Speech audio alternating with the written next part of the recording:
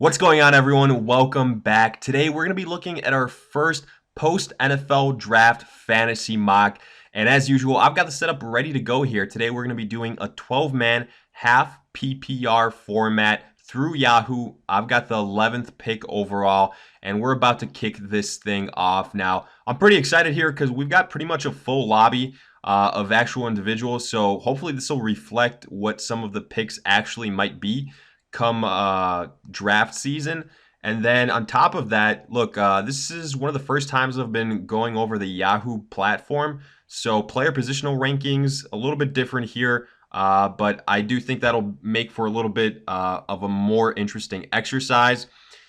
This thing has already been kicked off with Saquon Barkley being the first pick overall. Then I anticipate some combination of Zeke, Kamara, and McCaffrey. And I will say, I could make the argument for each one of these guys being the top pick, especially when you make the transition to PPR. Then Kamara and McCaffrey become very viable options with that first pick overall. That's really when you have that drop off of running backs. And speaking of running backs, the run continues because David Johnson, 5th overall, maybe the first kind of real surprising pick we've had. For the most part, I've had David Johnson as a low end of the first round running back. I still think he can be a RB1, but go back only a couple of weeks ago, and we had David Johnson being a early second round pick, mid second round pick. Now with the addition of Kyler Murray, he has vaulted up several spots. And I actually kind of addressed this in an earlier video following the NFL draft, how some of the impacts of these rookies at their new teams will have a trickle down effect. And Kyler Murray to Arizona is definitely one of those guys. I think him being there improves that entire offense, and obviously that helps out David Johnson. I'm just not quite sure whether he's a 5th overall type of running back talent. The main reason I say that is because I'm not sure that the offensive line in Arizona has really been resolved. At this point, I'd rather have Melvin Gordon above him. I'd consider a guy like DeAndre Hopkins above him as well. Yahoo does have Le'Veon Bell ranked a little bit higher than what I was expecting. Bell's been an end of the first round kind of guy. So just keep that in mind. But that's going to be the case across all platforms. We're going to see guys that are a little bit fluctuating in their rankings. And speaking of guys, look, it's my pick with the 11th choice overall, and I'm going with my top overall receiver. To me, that's Devonta Adams. And I think this is a really good spot towards the end of the first round to get some really great wide receiver talent. And we don't have to wait long for our next pick. Right after Devonta Adams, another wide receiver, 2 of them actually, Odell Beckham and Michael Thomas. So let's go ahead and examine what our options are. And I'm going to tell you right now, I'm taking Todd Gurley here. Yahoo has him as their 20th overall player. He's going to be a hot topic of conversation, but for the most part, across all platforms, he is still a top 10 fantasy option. Now, obviously, if this was the real deal, I would hesitate a lot more so during my actual draft, and if his status was still what it is right now on selecting him, just because it's so important to hit on your first 2 picks, especially if you're right at the end of the first round and that turnaround is so quick.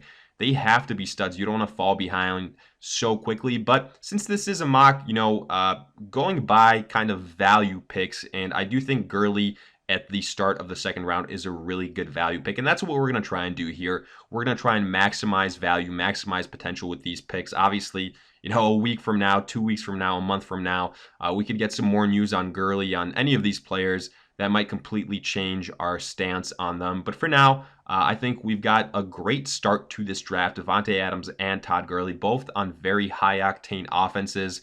And that's a good way to approach the start of this draft with your top players. You want to make sure they are on really explosive offenses where they're the focal point. That's absolutely the case with both Devonta Adams and Todd Gurley.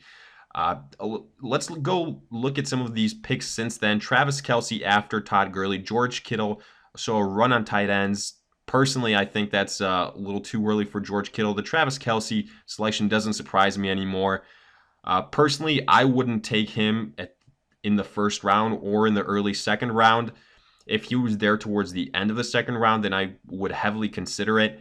But I do think there are some tight ends later on that you can have. I think a guy like, a Juju Smith or a Joe Mixon has a little bit more value than Travis Kelce or a George Kittle for that matter. Antonio Brown, I've seen him anywhere from the start of the second round towards the end of the second round. Patrick Mahomes, obviously, depending on how you feel about Mahomes, he's the reigning MVP, no questions about it. He probably won you many leagues last year, but I still don't think he's an early second round guy that you should be selecting. You can have so many great quarterbacks afterwards, and hopefully we'll illustrate that today.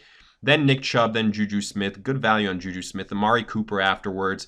A little bit early on Amari Cooper. I've seen him towards the end of the third round, all the way dropping off there. But again, we're seeing some of that personal bias with some of these picks based on individual preference. Then Joe Mixon, great value on Joe Mixon that late. Zach Ertz, Dalvin Cook, great value on Dalvin Cook that late as well. That's why I'm a big fan of the top 4 selections having the pick from 1 to 4, because there is an outside chance that you can land a guy like a Dalvin Cook, like a Joe Mixon, and that's incredible value. Now, looking back to our next selection, we'll be on the clock in 8 more picks. Some guys that I would consider. Look, we hit the running back situation, but I still see a guy in Damian Williams. Speaking of running backs, similar to Todd Gurley, he's going to be a guy that is all over the place in these platforms. I've seen him as a mid-second rounder to all the way a late third rounder, which could potentially play out here. Obviously, the question mark is who will be the lead guy in Kansas City. I do think it will be Damian Williams, personally, because we've seen the success he can have. He showed it to us last year, and Andy Reid has always been a guy that has shown us that he has a lead running back, and that guy becomes the workhorse. And I do think Damian Williams will win out. Obviously, Carlos Hyde is still there, so it's intriguing. Again, a situation that we will have to monitor. But if Damian Williams wins out, I think he becomes a for sure second rounder type of guy. And honestly, again, it comes down to value in my book right now with these fantasy mocks. And we're just having fun with this one. If we're trying to analyze strategy or something like that, we treat this a little bit differently. But for now, just kind of looking at the best available player, I would go ahead and have Damian Williams here next. I like what he can go ahead and do in that offense. Obviously, the whole Tyreek Hill situation, it's not an ideal one, and I don't think he will play a single snap this year, to be honest with you. But look, Patrick Mahomes, reigning MVP, is still there, and I still anticipate, him being a big factor in carrying that offense. So I still think whoever wins out that job will have a very successful season. Now, again, we've got one more pick into our next selection, and I'm already targeting a guy that I would like to join the squad here. He would be a flex play, but I think he is very good value. Start of the fourth round, Devonta Freeman still available here, guys. And if he can stay healthy, he is no doubt in my mind a top 15 pick. Another guy that greatly benefited from the NFL draft because the Atlanta Falcons went ahead and added 2 first-round linemen on the offensive side of things. And I think that's going to help things a bunch, not only for Matt Ryan, but for Devonta Freeman more importantly. I think he's a top 15 talent, like I said. The situation with him is, the injuries. Will he stay healthy? I think he can. To me, he's a great dual threat running back. He's a great pass catcher, no doubt about it. And look, on top of that, you just have to kind of accept that you're going to handcuff some of these running backs. And with an established backup, like it was Coleman before, now it's Ito Smith, go ahead and if you draft a guy like Devonta Freeman with a little bit of history with injuries, go ahead and make sure that you invest a later on pick to his handcuff. And I know a lot of people feel differently about handcuffs, saying, they're a waste of a roster spot. They're not going to really be starting in case of a worst case scenario. Well, I don't abide by that. I actually think if you have a a solid backup that is proven to your top running back, you absolutely handcuff. I mean, look at last year when Joe Mixon got hurt. Giovanni Bernard did not skip a beat, and he produced. If you had him, you don't have to scramble on the waiver wire. You calmly inserted him in your lineup. And had no issues with that. Same with a guy like James Conner and Le'Veon Bell. I sure hope if you selected Le'Veon Bell last year, you got James Conner. And I think the same will be said again here for certain guys. Devonta Freeman for sure. Let's look at some of the picks since our Devonta Freeman selection.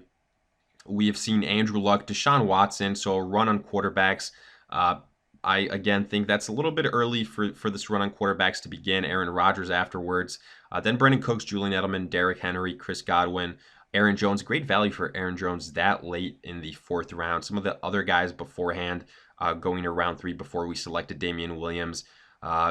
Starting off that round, Mike Evans, T.Y. Hilton, Adam Thielen, A.J. Green, Stephon Diggs, Keenan Allen. Good value for Keenan Allen there. Good value for A.J. Green there, man. When he's healthy, similar to Devonta Freeman, he is a top-notch wide receiver. I love what the Bengals did adding Jonah Williams. I'd be a lot more concerned if they had invested a first-round pick on someone like Drew Lock or Dwayne Haskins, because that tells me, look, they're looking at restarting, rebuilding, and potentially they might be inserting a rookie quarterback at some point that season, which would have hurt all of their top-notch players, including A.J. Green, including Joe Mixon. But instead, they are building on top of their already existing foundation. Jonah Williams will help out that offensive line. It'll help out Andy Dalton. It will definitely help out Joe Mixon. Now scrolling back up to some of the selections. After Aaron Jones, Allen Robinson, Jarvis Landry, Phillip Lindsay, Cooper Kupp, Sammy Watkins. I think with a guy like Sammy Watkins, after the whole Tyreek Hill situation, obviously very unfortunate. I don't think he will be playing probably a single snap for the Kansas City Chiefs this year. Hell, maybe never playing a single snap for any NFL team ever again. But Sammy Watkins and all of this, when it comes to dissecting fantasy analysis, he will benefit from it. Now, personally, I've never been the biggest Sammy Watkins fan. I think he's been a guy that's underdelivered since he entered the league. He's been injury prone. That huge contract he got last year, if you ask me, it wasn't really justified. And for that reason, I do think he will be somewhat of a letdown this year. Obviously, we still have to wait a little bit to see how these rankings will play out. But I've got Sammy Watkins lower on my list than some people might foresee. I like the rookie's chances in Mecole Hardman that the Chiefs drafted early on in the draft here a couple weeks ago. I think he can potentially be that Tyreek Hill replacement. Obviously, he won't be 100% that, but he's got the speed. He's got the big arm of Patrick Mahomes, and I think he's got a great ceiling. To me, the highest ceiling out of any rookie wide receiver. So definitely a guy I will be targeting as a late sleeper. Now, looking at some of these other guys, Cooper Kupp, Sammy Watkins, Chris Carson, Alshon Jeffrey, Calvin Ridley, Tyler Lockett. There goes Josh Jacobs. Speaking of rookies, the top rookie running back for this year, going around round 5. I think that's probably where you'll see him go, possibly round 4, depending on just personal preference. No question about it, he will be the top rookie running back. I fully believe that. But for now, let's turn our attention back to our selections, because we have got still a good pool of guys to consider. I like DJ Moore. I think he is a later round wide receiver that can present some value. I like OJ Howard. I like Evan Ingram. And as a matter of fact, I'm going to go ahead and select OJ Howard or DJ Moore, and then go ahead and hopefully select OJ Howard afterwards. Now, one of these things, as far as some of these other options here, that I also like. I like a Kenyon Drake a little bit later on. We'll see if he's still available come our next selection. But for now, I can go ahead and look at some of my targets. If OJ Howard isn't there, I can go ahead and look at an Evan Ingram. But no, Evan Ingram went right after my selection of DJ Moore, then David Montgomery. So I'll go ahead and invest a pick in OJ Howard. I love the potential of Howard in Tampa Bay. There's going to be a lot of targets going his way. Bruce Arians, the new head coach there, I think he will maximize a lot of the potential of Jameis Winston. A big reason why I think Jameis Winston will have a great fantasy year in 2019. Other guys that I potentially considered, Tyler Boyd was a guy that I could have taken a chance on. I think he's going to have a big year. Heck, even when AJ Green wasn't injured, Tyler Boyd was still putting up good numbers. Darius Geis, a potential name, but I think he becomes more of a luxury pick. Look, if you already have your running back situation set and you want to add a guy later on, he could be someone, but I don't think he's going to prove himself until later on in the season, similar to someone like a David Montgomery that was selected a little bit ago, primarily because, look, he's coming back from a serious injury. They invested a pick on a running back in the draft, and they re-signed Adrian Peterson to a multi-year deal. So I think more than anything, Darius Geis will be a late round, or I should say late season impact kind of running back more than anything. Now, looking at some of these other players, because we're not going to go ahead and finish off the entire roster, a lot of people have gone on auto pick right now, so we're going to probably see some defenses starting to be taken at some point in time. Unfortunately, we did see Kenyon Drake being selected. We saw Matt Ryan being selected, who I would have targeted no problem. I love the quarterback running back combination. It's one of my favorite ones in fantasy. And if you can get two guys that are in a very potent offense, absolutely pull the trigger. But it was, kind of taking a chance here again. If it was our real draft, maybe I would have reached a little bit on Matt Ryan because I do think he will be a top 4 fantasy quarterback. After Patrick Mahomes, I've personally got Andrew Luck, then Matt Ryan, then Aaron Rodgers. I think Matt Ryan, like I mentioned before, with those 2 new offensive linemen helping out the situation there, I think that'll greatly benefit him. Heck, that was already very potent offense. Now it's going to get only that much better. I think he can return to maybe fantasy MVP type performances. So to me, that's something that's very exciting. And he presents very good value. Heck, look, he went in the late in the late 6th round. Yeah, so to me, that's good value for a top-notch quarterback.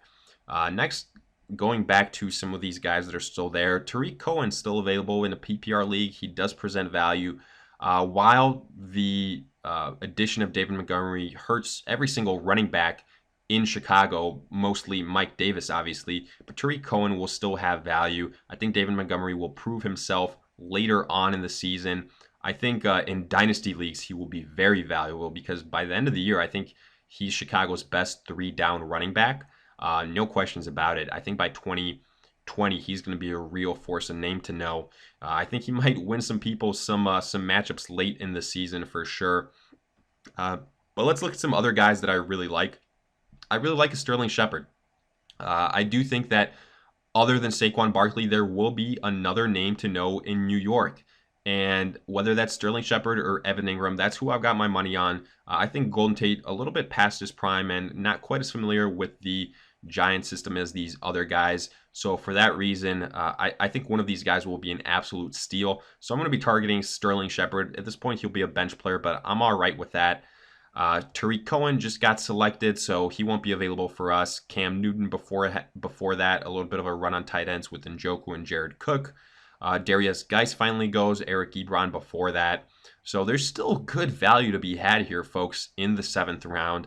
I'm going to queue up a couple of names here. Sterling Shepard, I mentioned. Some other guys that I like. Let's see, James White in a PPR league, obviously very valuable. With all the guys that have departed there, he's pretty much the second best wide receiver that the Patriots have after Julian Edelman. So I do think he will have a role. I'd much more prefer him in PPR options than in standard leagues. Obviously, his biggest value is as a pass catcher. And again, if there's any injuries to that backfield, he becomes even more valuable. Looking at some of these other options again, Jerick McKinnon, Kyler Murray, LaShawn McCoy, Anthony Miller, just reading off the names that that are popping out. We're gonna have to address the quarterback position at some point in time. So I'm looking at guys like Carson Wentz, Jameis Winston. I mentioned Jameis Winston before. I do think he can have a successful year under Bruce Arians. I like the quarterback pass catcher pairing, not as much as the quarterback running back pairing. But Jameis Winston with OJ Howard, I do think it could be potent. We'll see if he's still there. But honestly, it's between him and Carson Wentz. So I'll probably go ahead and go with Jameis Winston because he's a little bit more, non-injury prone than Carson Wentz. And on top of that, Carson Wentz just got selected, so that decision pretty much got made for us. But no problem with it. Jameis Winston was going to be the guy that I went with. I'm shocked that Kyler Murray, according to these Yahoo rankings, is ranked above Jameis Winston. To me, that's insane. I would never have that. Jameis Winston under Bruce Arians, I think, is going to do great things. He is going to be my selection here. Then let's go back to the big board and queue up some players because, like I said, now it's probably going to turn to some picks on the defensive side of things. Kickers, yeah, you see Greg Zuerlein being selected. So that auto pick rearing its head. So let's queue up some of our top guys so you guys have a notion of what late round talent I'm a big fan of. Going off this list, Tavon Coleman, not a bad option depending on how the San Francisco running back situation plays out. Wouldn't be surprised if a guy like Jerry McKinnon is cut at some point getting closer to the season, but I don't anticipate Coleman being there for me in round 9, so I'm not going to bother putting him on my queue list. Larry Fitzgerald, an interesting name, old but reliable. Then we start getting into the with some of these running backs in the backup category: Rashad Penny, Royce Freeman, Matt Breida, Doug Baldwin. Obviously, is still on these rankings, but he most likely won't be playing again. Continue to scroll down there. You go ahead, see Ito Smith, and like I promised, I'm gonna go ahead and add him to my queue because when you have Devonta Freeman, he becomes even that much more valuable. I think he's gonna be a great talent later on. I really like a Greg Olsen too. I've been saying this for a while. Some of these guys have great value if they can stay healthy. I realize it's a big if, but again, with Greg Olsen, he stays healthy. This guy is a borderline top 5 tight end. He is by far the best pass catcher that the Panthers have. I realize I already have DJ Moore, but I have wide receiver flexibility here. If this was the real deal, my real draft, I can go ahead and trade one of these wide receivers if I was really that against having 2 pass catchers from the Panthers. But Greg Olsen, the most reliable target, the best hands that Cam Newton has had for a long time. So I like the situation there. If he can stay healthy, like I said, I think he's going to be a steal for so many people, and he can be that late round tight end that that turns into a top 5 performer. Just has to keep that foot healthy. Some other names to know: Kareem Hunt still there. The thing you have to know with Kareem Hunt, he's going to miss half the fantasy season. Then it's probably going to take him a little bit to get comfortable, to shake off some of that rust. So how long are you going to have him for? And then when you do have him, he's going to be in a committee. So again, he's probably a guy that I would more so be interested in if I am a Nick Chubb owner. Right now, not too much value in getting a guy like Kareem Hunt. So I'm going to continue scrolling down and look at some of these other players. Carlos Hyde, though, someone that I would consider since we have Damian Williams. And again, this goes back to my handcuffing situation. I find a lot of value in it. That's just me, but I think there's a lot to be said that backs that up. Looking at some of these other players, James Washington, an interesting piece in Pittsburgh with Antonio Brown gone now. Someone has to take up that second wide receiver spot. Will it be him? Will it be someone else? We will see. Will it be Dante Moncrief? Very possible. But I'm going to go ahead, add him on my queue list. Geronimo Allison, another guy that I like. I also like Nyheim Hines as a PPR option. I think he can be a decent flex play. Austin Eckler, if you have Melvin Gordon, definitely get Austin Eckler. We saw how much that paid off last year. Marquez Valdez-Scantling, the Packers didn't make any big upgrades at the wide receiver position. I think MVS, he can be that PPR go-to wide receiver, something like what Randall Cobb was for Aaron Rodgers. So I like that fit there. And here, Mecole Hardman, the guy that I wanted to highlight, he is my top rookie wide receiver. So I'm going to go ahead and put him on my queue list. DK Metcalf, also another name to know with Doug Baldwin gone now. Um, I think he has a ceiling, but he'll probably go ahead and be a later contributor into the fantasy season. I think, again, he's just so raw. It's going to take him a little bit of time to get his uh, footing underneath him, if that makes any sense. And considering the Seattle is a run first team, also have to take that into account. But we'll go ahead here, make our final two selections, and then wrap this up. So far, our roster: Winston, Devontae Adams, DJ Moore, Gurley, Damian Williams, OJ Howard, Devonta Freeman. I think we have excellent running backs. Good value in Todd Gurley, good value in Damian Williams. Obviously, they've got asterisks next to their name, but so far, I'm all right with that. Very early on in this whole process, I like the depth I started to build on the bench and that I will continue to build here. Sterling Shepard to me is a wide receiver number 2. I think he could potentially have a better year than DJ Moore. I like the tight end. I think OJ Howard has got a high ceiling.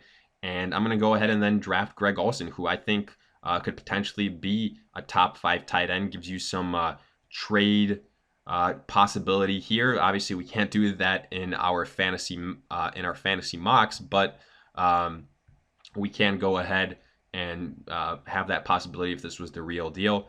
But let's go ahead and select Greg Olsen with our last pick and kind of analyze the roster. Look, I think there's a little bit of a fall off at the wide receiver position, but I'm okay with that. I think our running backs will make up for that, no doubt about it. I like the upside at the tight end position. Usually I wait a little bit longer, and I'd probably be all right with having Greg Olsen as my starting tight end. That's how comfortable I feel in him. Jameis Winston probably could have gotten quarterback a little bit earlier, but this was a draft that played out where there was a run on the quarterbacks earlier than I expected. So we end up with a guy like Jameis Winston. I'm all right with that. I did mention Matt Ryan is a guy that I really like. So if this was my real draft, I might go ahead and take him a little bit earlier on. But overall, look, I'd probably say I give this roster a B, but it's got potential. And the reason is the high upside picks: Todd Gurley, Damian Williams, Devonta Freeman. If those guys all hit and don't have injury concerns and are their top guys, look, this becomes a B plus A minus type of roster, because those guys at the running back position can all be RB1s. Devontae Adams, he's proven. I think DJ Moore will take that next step. And Jameis Winston, again, a guy, if he hits with Bruce Arians, I think can be very valuable. But ultimately, let me know what you guys thought. Did you agree, disagree with these picks on these players specifically? Are there other guys that you would prefer at that selection, at that point in the draft? Let me hear it, along with any other questions you guys might have. And as always, if you enjoyed, make sure to like, subscribe, and I'll see you guys in future videos.